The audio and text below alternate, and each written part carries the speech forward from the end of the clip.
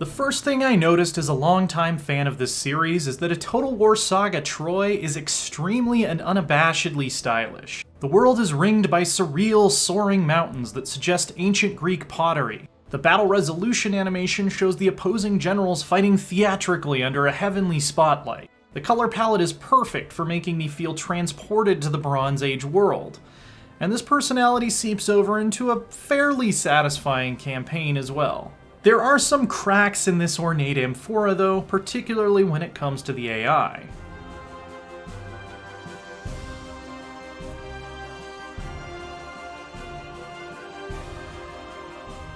Creative Assembly has been getting better and better at faction design with almost every game and DLC pack it's released in the last few years, and Troy is no exception. As Achilles, you have the invigorating task of defending your title as the undisputed heavyweight champion of the Aegean. As Hector, you have to constantly compete for your dear father's affection with your annoying kid brother who got us into this mess in the first place, in hopes of eventually inheriting the city of Troy. Each leader I played felt distinct and interesting in terms of goals, campaign abilities, and fighting style.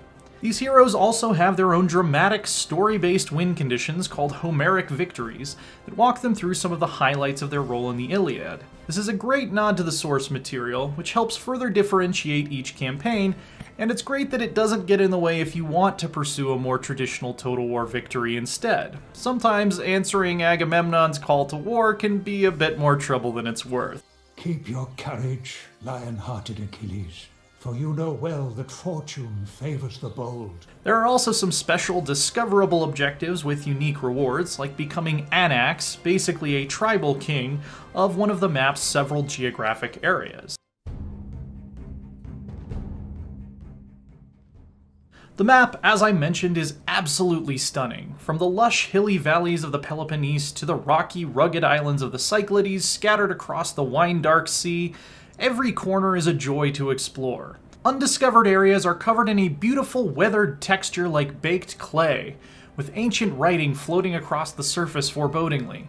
Sailing into this unknown causes the edges to visually burn away. Everything about this world and this interface radiates personality. And on the ground, when the battle is joined, period-accurate mud brick houses and simplistic farms remind you just how far back in time we've traveled. Most historical strategy games act like nothing before Alexander the Great is even worth mentioning, so the novelty of a Bronze Age setting is refreshing and effective. Interacting with other leaders is often not as pleasant, though. While the convenient quick deal feature from Three Kingdoms makes a return, foreign leaders make a nuisance of themselves by spamming requests for absurdly lopsided trade deals or constantly asking for free gifts of resources while offering nothing in return. It's an issue that used to crop up in older Total War games, but I had thought we were past it by now. No, Lycomedes, you can't have 250 bronze for free, and you won't be able to next turn either. It's not that I can't afford it, though. It's possible to be producing enough food by turn 50 to trade for whatever else you need, and because the economy is so unbalanced, resources feel essentially infinite in the late game.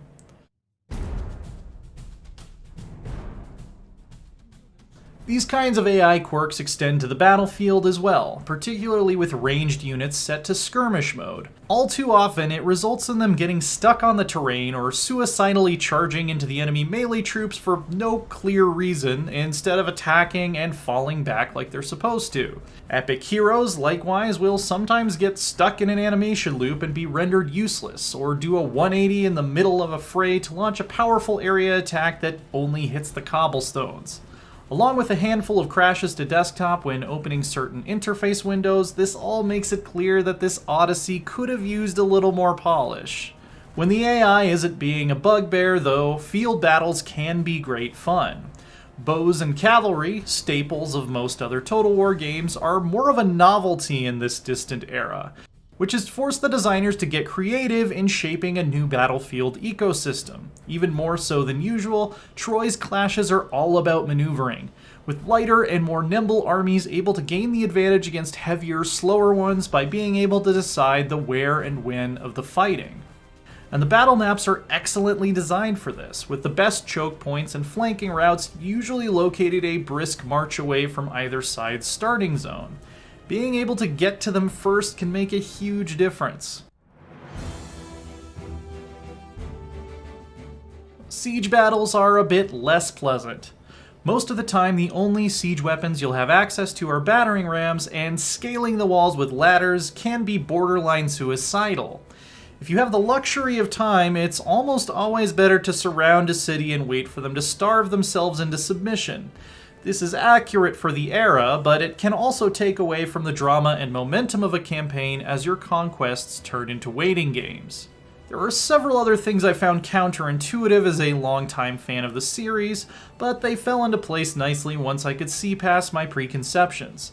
Two-handed spearmen, for example, are essentially the replacement to heavy shock cavalry, and should be used for rear and flanking charges, not at all like how we're used to using spearmen in other Total Wars. Likewise, managing the positioning of skirmish troops while keeping an eye on everyone's stamina bars can turn the tide in big ways.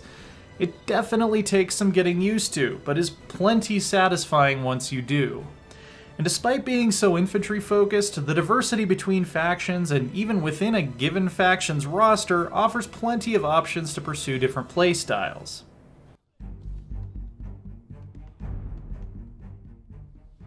It may not be up to the grandeur of Three Kingdoms or Warhammer 2, but A Total War Saga Troy is a significant step up from the previous Saga game, Thrones of Britannia.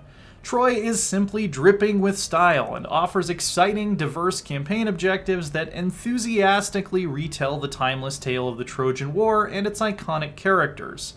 There are enough technical missteps, particularly with the campaign, economy, and battle AI, that it's still vulnerable to a sharp jab in the heel. But with a bit of post-launch love to clean all of that up, it could certainly take its place among the Total War pantheon. For more strategy, check out our reviews of Other Side and Desperados 3, and for everything else, keep it right here on IGN.